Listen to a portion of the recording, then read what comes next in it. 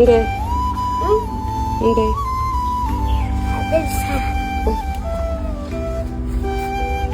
എന്തത് ഇതെന്താ പേപ്പറിലൊക്കെ പൊതിഞ്ഞേക്കണ ഹർഷു?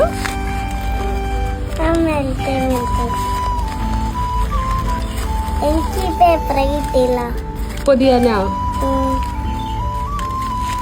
ഒന്ന് ഫാദറിന്റെ ബർത്ത്ഡേ ആയിരുന്നു അല്ലേ? ഓക്കെ. ഇതാർക്കത്? Thank you so much Harshu. Thank you so much.